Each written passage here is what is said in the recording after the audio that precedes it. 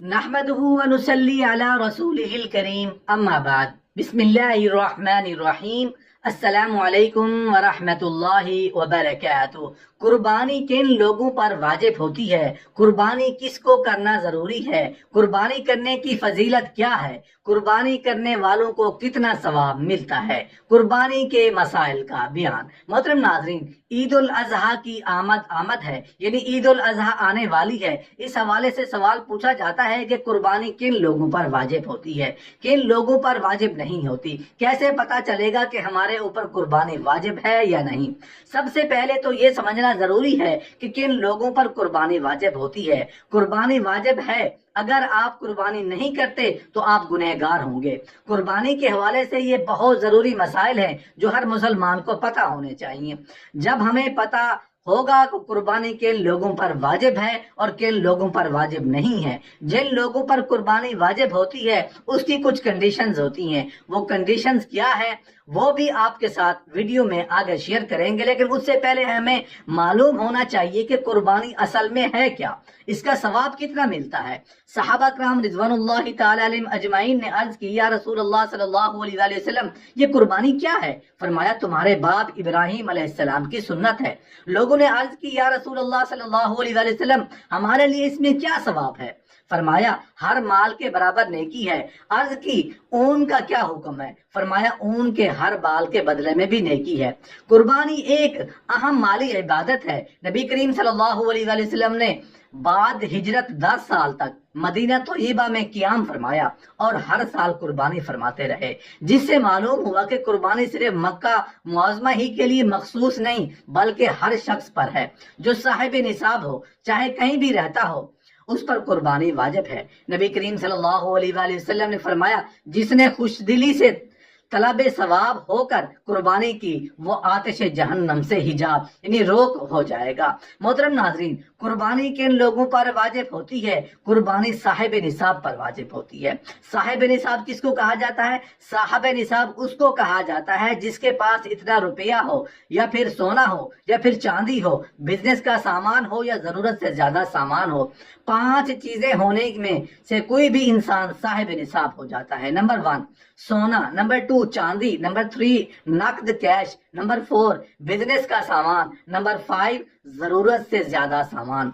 जरूरत से जायद वो सामान होता है जो पूरे साल आप इस्तेमाल ना करें। मिसाल के तौर पर, अगर किसी शख्स के पास 3 गाड़ियां हैं, एक गाड़ी इस्तेमाल करता है और 2 गाड़ियां साल भर खड़ी रहती हैं, तो ये जो गाड़ियां खड़ी रहती हैं ये जरूरत से ज्यादा सामान है। अगर किसी शख्स के 2-3 मकान हैं और एक मकान में रहता है और बाकी दूसरे मकान ऐसे ही पड़े हैं, तो ये जरूरत से ज्यादा है। अगर ये 5 चीजें हैं तो उन 5 चीजों को जोड़ेंगे। अगर 3 चीजें हैं तो 3 चीजों को जोड़ेंगे। अगर आपके पास कैश है या सोना चांदी नहीं है, या उन 5 चीजों में से मिलाकर टोटल की मालियत देखेंगे, अगर सब मिलाकर इतना हो गया जो निसाब तक पहुंचता है, तो उस पर कुर्बानी वाजिब हो गई।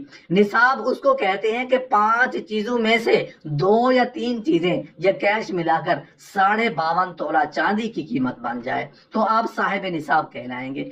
जो साहिब निसाब होगा उसके ऊपर कुर्बानी वाजिब हो जाएगी। अब चाहे वो मर्द हो या औरत हो, हर आकिल बालिग साहिब निसाब पर कुर्बानी वाजिब होगी। नाबालिग पर कुर्बानी वाजिब नहीं होगी। जो मजनू या जिसके पास अकल नहीं है उसके ऊपर कुर्बानी वाजिब नहीं है। गैर मुस्लिम पर कुर्बानी वाजिब नहीं है। वो आकिल यानी अक्लमंद होना चाहिए, मर्द बालिग होना चाहिए, मुसलमान होना चाहिए, साहिब निसाब होना चाहिए, तो फिर उसके ऊपर कुर्बानी वाजिब हो जाती है। साहिब निसाब कोई मर्द हो या औरत, उस पर कुर्बानी वाजिब हो जाएगी। 10 जिलहज, 11 जिलहज और 12 जिलहज, ये 3 दिन कुर्बानी के होते हैं। अगर पहले आप साहिब निसाब नहीं थे, इतने रकम नहीं थे जिससे आप 52.5 तोला चांदी खरीद सकते, जैसे ही ईद उल अजहा के पहले दिन, दूसरे दिन या तीसरे दिन आपके पास इतनी रकम आ गई कि आप 52.5 तोला چاندی خرید سکتے ہیں تو آپ صاحب نصاب ہو گئے اور آپ پر قربانی واجب ہو گئی۔ قربانی کے لیے کوئی ضروری نہیں ہے کہ آپ بکرا، دمبا یا بکری خریدیں۔ آپ کی اتنی حیثیت نہیں ہے تو آپ بڑے جانور میں حصہ لے لیں۔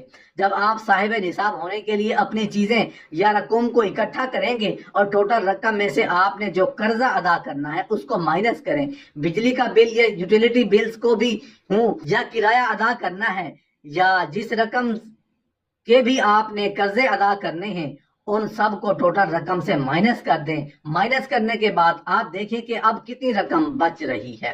اگر وہ رقم صاحب نصاب ہونے تک پہنچتی ہے تو اس صورت میں آپ پر قربانی واجب ہوگی۔ اگر وہ رقم صاحب نصاب ہونے تک نہیں پہنچتی تو آپ پر قربانی واجب نہیں ہوگی۔ قربانی کرنا ایک عبادت ہے، اس کا بہت بڑا ثواب ہے۔ رسول اللہ صلی اللہ علیہ وسلم نے ارشاد فرمایا کہ جو شخص قربانی کرتا ہے، قربانی کرتے وقت خون کا قطرہ زمین پر نہیں گرتا، لیکن اس کی بخشش ہو جاتی ہے، اور جتنے جانور کے جسم پر بال ہوتے ہیں اتنے اس کے درجات بلند ہو جاتے ہیں۔ قربانی ایک بہت زیادہ عظیم الشان عبادت ہے۔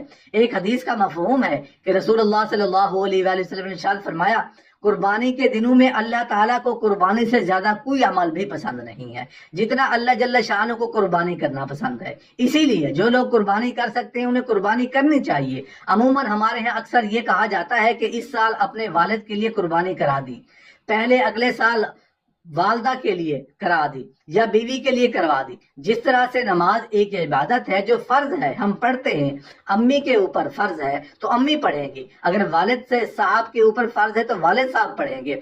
بالکل ایسا نہیں ہے آج میں نماز پڑھ لوں، کل امی پڑھیں، پرسوں ابو پڑھ لیں۔ اس طرح سے قربانی آپ کے اوپر واجب ہے تو آپ کو کرنی ہوگی۔ والد صاحب پر واجب ہے تو والد صاحب کو کرنی ہوگی، امی کے اوپر واجب ہے تو امی کو کرنی ہوگی۔ ایسا بھی نہیں ہے کہ گھر میں 5 لوگوں کے اوپر قربانی واجب ہے اور ایک فرد قربانی کرے تو یہ سب کی طرف سے ادا ہو جائے گی، یہ بھی نہیں ہے۔ گھر میں جتنے لوگوں پر قربانی واجب ہوگی اتنے لوگوں کو قربانی کرنی ہوگی۔ اگر بیوی پر قربانی واجب ہے تو شوہر بیوی کی طرف سے قربانی کر سکتا ہے۔ آپ کسی کو بھی اپنی قربانی کا وکیل بنا سکتے ہیں، جیسا کہ کسی شخص نے کسی دوست کو حصے کے پیسے دیے اور کہا کہ یہ میری طرف سے قربانی کر لینا۔ جب دوست نے آپ کی طرف سے قربانی کر دی تو آپ کی قربانی ہو گئی۔ جب تم میں سے کسی کو قربانی کرنی ہو تو جس وقت ذو الحجہ کا چاند دیکھے اس کے بعد اس کے لیے بال کاٹنا اور ناخن کاٹنا درست نہیں، کیونکہ یہ حکم نبی کریم صلی اللہ علیہ وآلہ وسلم سے منقول ہے۔ اس واسطے اس عمل کو مستحب قرار دیا گیا ہے کہ قربانی کرنے والا آدمی اپنے ناخن اور بال اس وقت تک نہ کاٹے جب تک قربانی نہ کر لے۔ مخصوص جانوروں کو مخصوص دنوں میں یعنی 10ویں ذی الحج تک تقرب الی اللہ اور ثواب کی نیت سے ذبح کرنا قربانی ہے۔ یہ قربانی حضرت ابراہیم علیہ السلام کی سنت ہے۔